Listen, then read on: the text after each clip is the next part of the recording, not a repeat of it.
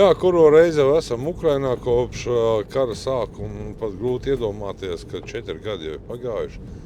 Sācies ir pilna mērogā šī kara 5. gads. Un galvenais, ka neredz jau, ko tas viss beigsies. Jā. Un šobrīd, kas man visvairāk sit korķis laukā, kad ir rietumu mulda. Ir tāds tukšdiršanas periods, jā, un parasti visvairāk kaitina. Mēs atbalstīsim Ukrainu tur līdz pēdējām, cik ilgi vajag, jā.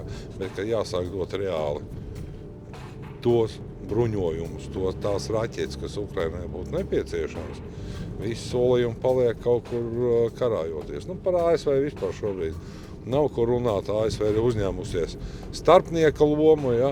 Bet tas jau laikam Amerikai tā vēsturiski, ka viņi tos Krievus ir glābuši. Jā. Interesanti, ka Aivazovska glezna, kas ir uzglezno 19. gadsimtā, ka amerikāņi plukatām izdalā maizi ar ragavām un amerikāņu karogs, tas ir pazudus no galerijas. Izņēmuši laukā, jā, teiksim. Tā. Bet to viņi negrib maitas atzīt, jā, ka Amerika tie rietumi sliktie vienmēr bijuši, bet tas, ka rietumi viņi ir glābuši šos plukatus no visa johaidī, tad tagad galīgi negrib atcerēties nemaz. Jā, jābūt uzmanīgiem foršie Ukrainas ceļi.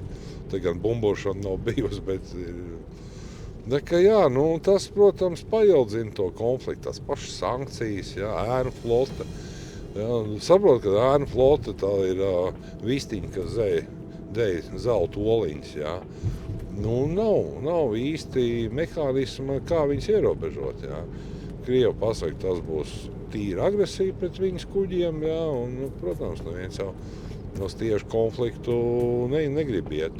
Bet var apbrīnot tikai Ukrainas karavīri. Šodien arī braucām no robežas pa rietumu Ukrainu.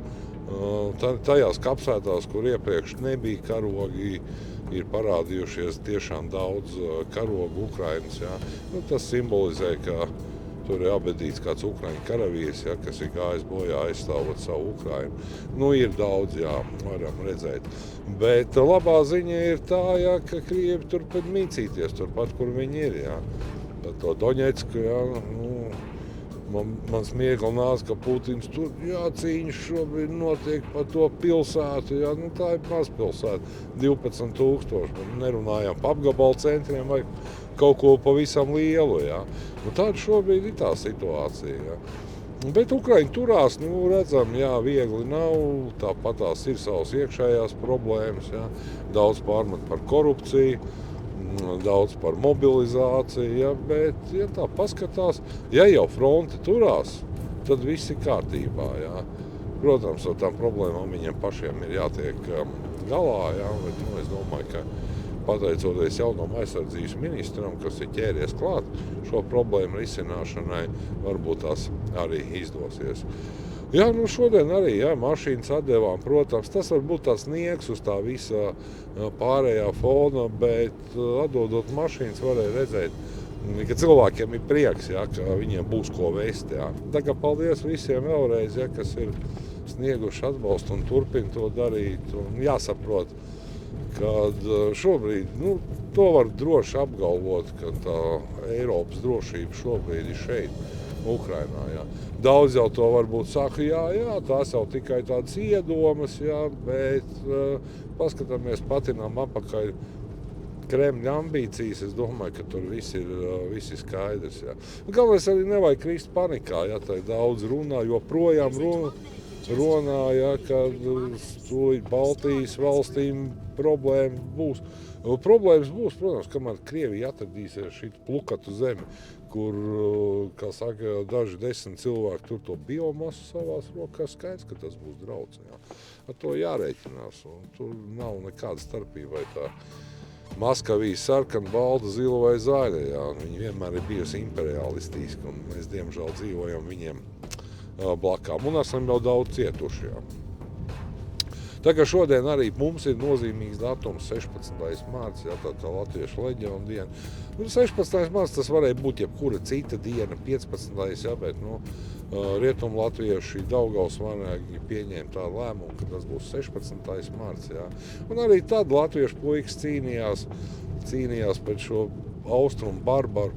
Tāpat kā tagad latvieši arī ir Ukrainā cīnās, apmeklēsim, apciemosim mūsu medīti Sarmīti Cīrulu, jā, arī aizvedīsim viņai saziedotās lietas, jā, un vēl jau ir latvieši, kas ir ievainoti, zaudējuši locekļus, jā, kas bija gatavi cīnīties pret šo ordu. Tāpēc mēs nedrīkstam vienkārši čīkstēt, mēs varam palīdzēt.